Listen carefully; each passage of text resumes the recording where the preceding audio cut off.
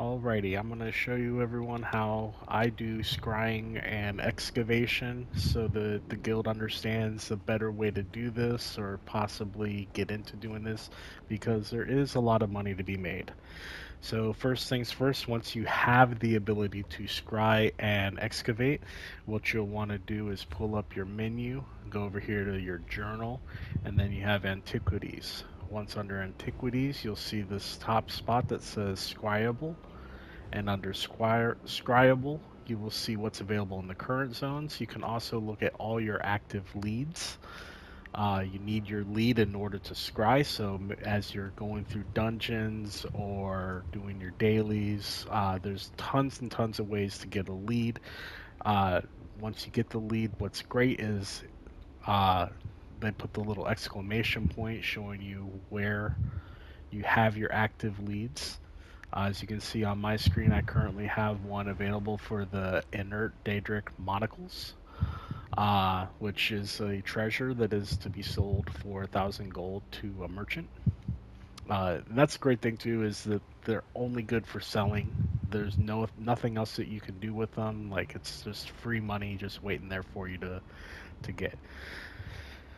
So let's go on. We're gonna open this up, and this should bring your Aquarian Eye, or however the hell you want to pronounce it. And as you can see, as you move around on the screen, it shows you all the things that are lit up.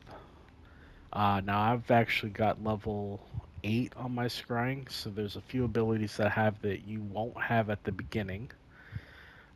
Specifically, if I press L1, makes this little snowflake thing, and what's nice about that is if I line it up just right, I can change all of these to the same symbol. All right, so wow, look at how big that is. Like it actually ended up hooking up with a bunch over here, and I'm actually going to get two of these little dot things when I pick that up. So something like that's what you want to look for doing. It's not going to work out that good all the time, but it's nice when it does. So let's go ahead and pick that up. So I already got two of these little dots here. And I can just go up here and grab this set to get that dot right there. And now I just got to get these last three.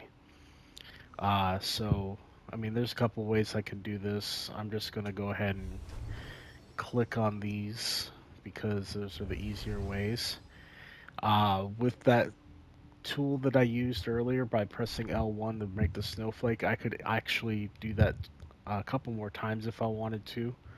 I can also do R1, which, to be honest, I've never really used this. I think it's what's supposed to do is it changes like 5 or 6 in a row, or 4 or 5 in a row, to the same symbol. So let's go ahead and try that out, see what happens. See if it's not doing anything, because I really don't know. There we go. Okay, I have to line it up with one already, and then there I can use it again for that one. So that hit all of those straight up in a row. Now I have all 6 dots connected. Now if you don't connect all 6, that's fine. What'll happen is if you notice it made a little like area right there in the middle of the map, that's my dig site where I'm going to be looking for my mound.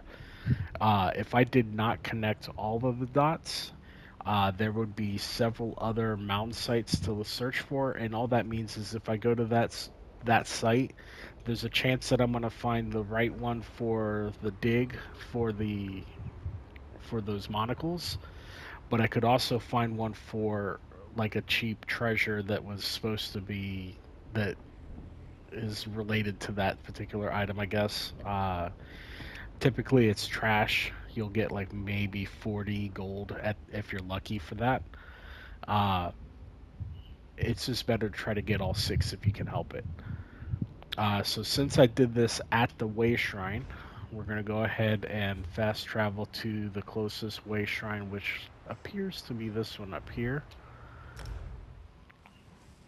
Alright, so if you look at your map, go south a little bit and you'll see that that's where the symbol is for the dig site.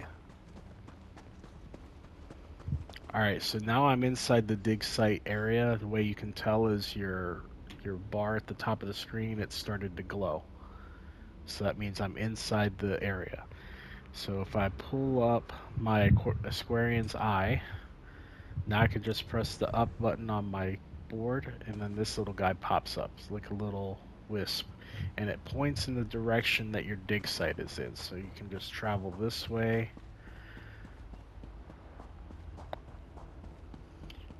And then you're obviously going to have to go around things that are in the way that you can't normally just climb over. Good thing is that everything over here is friendly to me because I've completed the quests in these areas, so I don't have to worry about fighting all of these guys. Now if you get lost, like I appear to be now, you can just press the up arrow again, and then now your eye tells you which way to go, so I must have passed it. It's over this way somewhere. Oh, there we go. Right here in front of this. So, yeah. There's our dig site. So now you excavate. Now when you excavate, you're going to see this come up. And like I said in the chat, this is like playing warmer, colder, hotter, whatever. Depending on what color the square turns when you click on it, it will tell you if you're going closer to the treasure or further away. So this is where we started at. Let's go ahead and see. All right, you see how that white square comes around it? That's kind of telling you that it's not anywhere near where you're at. So now you got to pick a direction. Let's go over here. All right, see how it's deeper red? That means I've gotten further away, so I'm colder. I need to go this way in order to find a spot that's warmer. All right, see now it turned yellow, so now I'm definitely closer to where the item is at. Up, I'm moving away from it, so let's go up this way, see if this is a spot. Got away from it again. Let's try right here. There's another yellow. Now this is where you run into danger because you see the diamond, it tells you how many more times you can use it. I've only got two more shots left. So if I don't get it in the next couple shots, then chances are I'm going to have to dig again. So let's try this. All right, I got lucky. I found it, so that means right there I should be, if I dig, I'm going to find it. Now this part right here, because it's softer soil, I can use just the regular excavation tools. So you'll notice I got like a brush on the top right with my L2. I've got my trowel with my R2, and I've got a shovel with my R1. Now I can't use the R1 or the R2 currently because I haven't earned any spots in that. So I'm going to have to stick to the L2. We're going to go ahead and wipe away the squares on that. Alright, so we got like the top corner of the treasure. That means this one right here. And, like chances are it's going to be like these four right here, roughly. So we're going to do, let's do this one right here just to be sure, because we know for sure that's going to be it. We'll use the L2 button on that one. Alright, yeah, see, so it looks like it's a sack that's going in that direction. That means this one right here is going to be the perfect spot to show you how to use the trowel. So with the trowel, what you're going to do, you press your R1 to do the trowel. It's going to do just the one space. Now, if I wanted to use the shovel, I would press the R1, and then that gives me a bigger area, surface area. But right now, I don't really need to use that because it's all soft on top of, like, I don't know if you understand, like, this is all soft, so it's not like the hard rocky area. So really all I want to do is the shovel. And what that will do is if by using that one click goes all the way down, I actually end up hitting the bag a little bit. You want to be careful because you could actually destroy the artifact and have to do everything over again. So typically you'll want to use those when you have a harder difficulty lead that you're looking for, like a master lead or higher, because those typically come with like unmovable rocks. So just to make things easier, we're going to go ahead and clear it out. Alright, so now I've discovered my inert Daedric manticles, and now I've got a little bit of time. It says I have 9 hours and 18 minutes. So I can actually remove a lot of this dirt out of the way. Oh, I got lucky. Right there's my first bonus item. Now, there are multiple bonus items. I've gotten as many as two at one time, or sometimes I'll get like gold along with an item. You just want to go through and uncover as much as you can, but I wouldn't worry too much about it because as long as you get one thing, like that's additional gold that you can sell.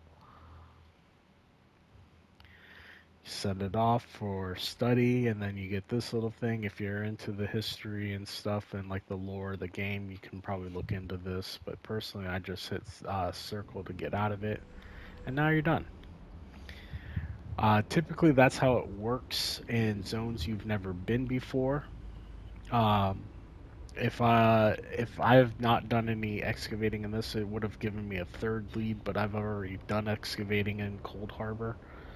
Uh, so I would have to go to an area of the game that I haven't done it yet in order to get any additional leads after the first one. Hope you enjoy this. If you'd like to see more content like this, let me know and I will do more videos. Thank you for stopping by and enjoy the rest of your evening.